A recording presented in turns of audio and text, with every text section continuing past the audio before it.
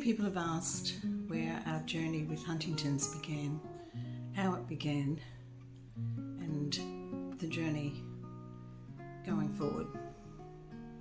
So I just thought I'd do a series of videos just explaining to you a bit about our journey up to the point where we are now. I'm Jenny, in case you don't know. My husband is Steve. We've been married 46 years, nearly 47 years, and very happy marriage. Had 3 beautiful daughters. They're all married and have given us 10 grandchildren between them all. So we're very, very blessed in so many ways. Steve and I were sort of forced to venture south to Tasmania.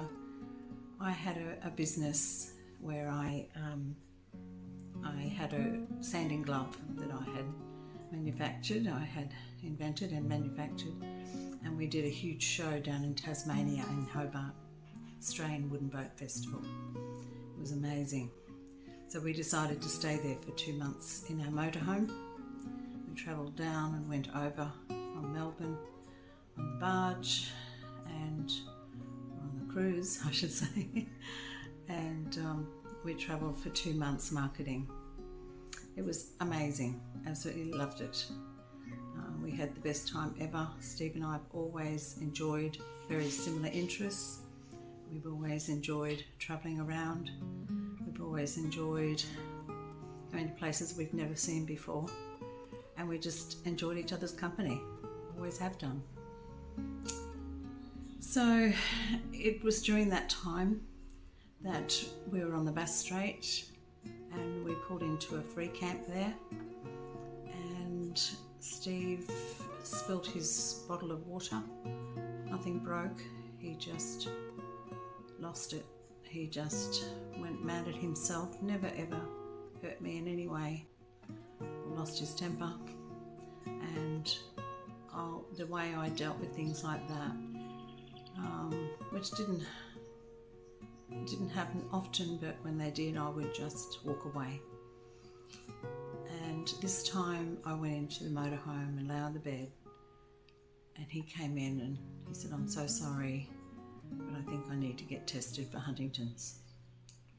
Steve's dear mum and her mum both passed away with Huntington's, so it wasn't foreign to us at all. We had seen her suffer, and I remember Steve always in bed, or not always, but in the latter years, his foot would move, and I would put my foot over his foot and pray, "Please God, please no." I was always softly watching out for signs and hoping and praying it never happened. Shh, Betty, shh. I'm doing this while Steve's asleep actually, and now the dog's going. Sorry about that. We're house sitting and dog sitting. Our daughter's dog while they're away. And Betty's come as well, they're good friends. So, what do they say? Don't work with children and animals. Back to what I was talking about. So a lot of people have been asking, a lot of people we meet up with who we haven't seen for a while or who visit us, ask how it all began and what the journey has been. So I thought I would just do a series of videos just explaining our journey and explaining how we deal with different things. And everyone deals with things differently. I am on quite a few Huntington sites and I read stories of how people are going through it and how they're dealing with things and how they're not dealing with things. And every case is different. And so we just wanted to encourage people who are going through tough times, whether it's Huntington's or anything else that is interrupting their life and putting a lot of stress on themselves. I mean, I might be talking to you directly. So if you don't have anything like this happening in your life and you know someone who does, I would advise that you share these videos, and I will be putting them out regularly I can't guarantee a set day per week. I'm doing 2 other videos already, but I will just be putting them out. So if you subscribe to this YouTube channel, you will get a notification when new videos come out. So I can't guarantee, because of the deterioration of the disease with Steve, I don't know what's happening one day to the next. So I just thought I'd share them and be able to explain our story in the hope that it will help you or anyone you may know. So we finished our trip and we came home, and Steve had to have his knee reconstruction done, or his knee replacement done, and that had been booked in before we left. So he had that done, and that was in June of 2017. And then in September we decided as a family we would go north and up to Burham Heads in Queensland and stay in a beautiful home there, and for 4 days to celebrate Steve's 60th. We had the best time ever. We have a lot of fun with our family, a lot of laughs and just a lot of fun. We all get on really well. So we did that, and it came to an end and we were venturing home. They'd all gone ahead of us, and Steve and I stopped in to visit my niece on the way home in Gympie, and then had some lunch, and then on the way home near the Yamundi turn-off, we had both fallen asleep. We were listening to a speaker on our DVD, or on our CD player, and I never fell asleep while Steve was driving. I always stayed awake to make sure he stayed awake, especially that time of the day. But anyway, he fell asleep. We rolled on to we had gone from the left-hand lane through to the right and into the centre, and he grabbed the steering wheel when he woke up, and we flipped on my side, skidded across nearly into a very deep gully. And if we had done that, we wouldn't be here today. We know that we had someone, due to our hearts, dear Father God, watching over us because of different things, different circumstances with the accident and the journey we've been on as well. He is watching out for us always. He's our strength, and I don't know how we would do life without him.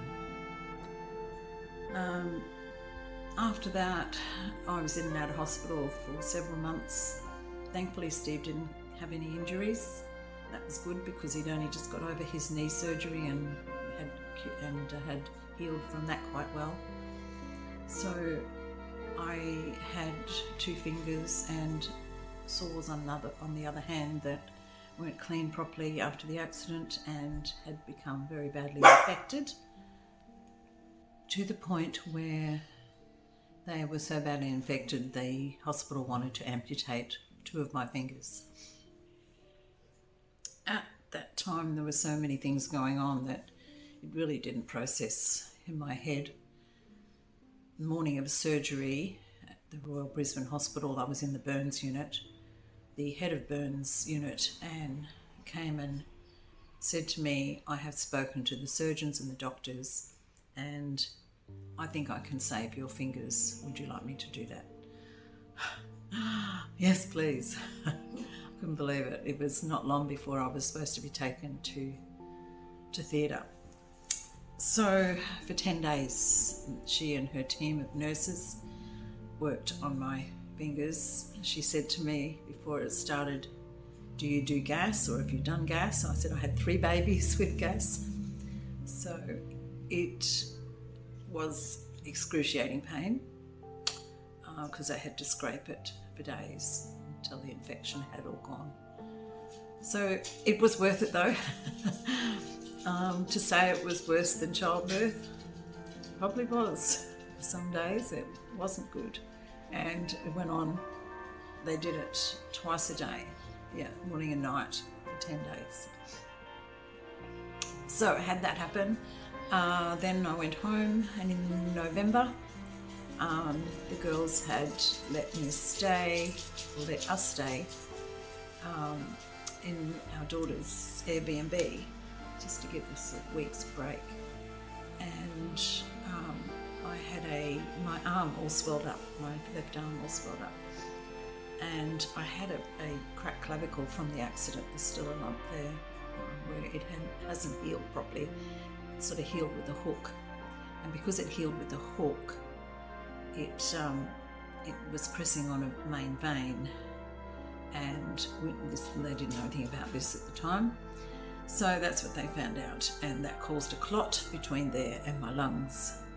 So that was quite a few months in and out of hospital and going backwards and forwards to specialists and all the rest of it.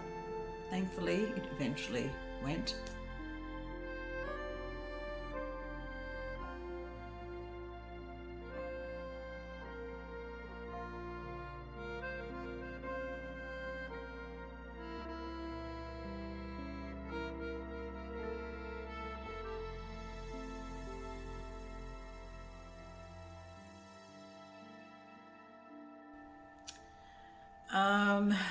I had cracked ribs and other things, but we got through it.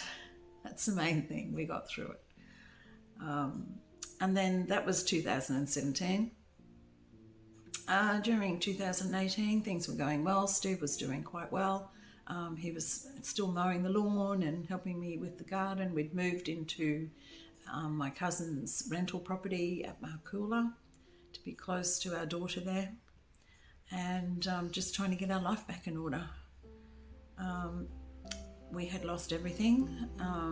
We had our motorhome and we sold that and bought a car, and we just got on with life and trying to enjoy every day as much as possible. And it was fine. We had bikes and we went riding every day. It was good. Then in August of 2018, late in the afternoon, Steve just said he felt a bit funny and he had a heart attack, just like that, out of the blue.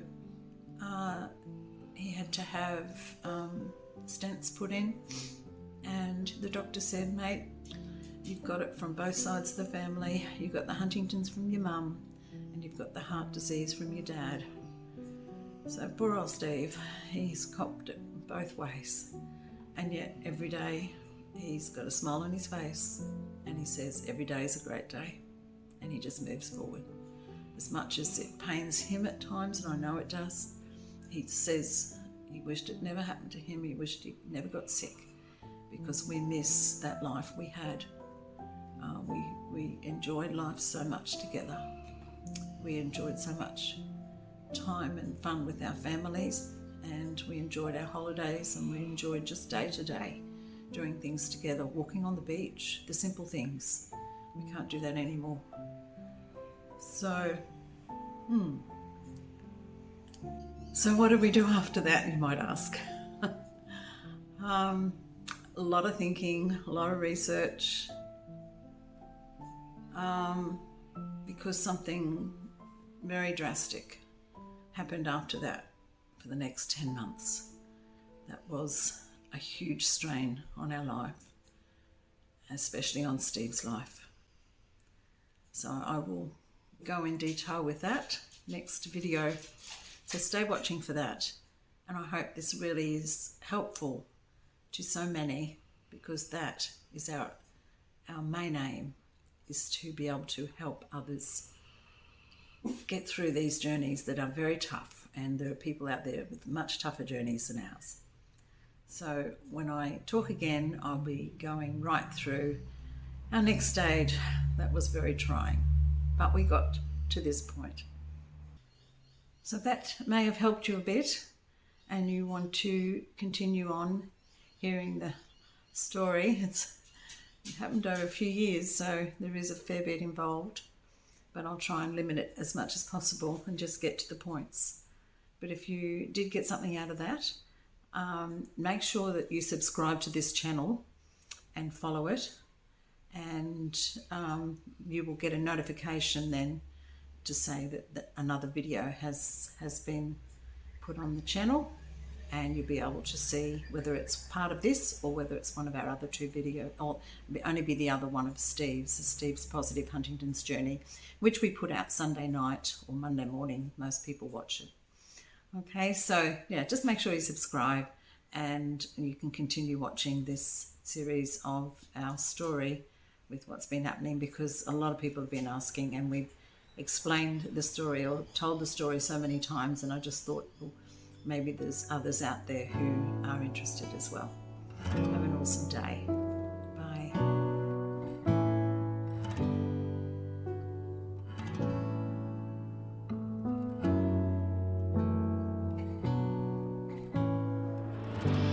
I see you in everything.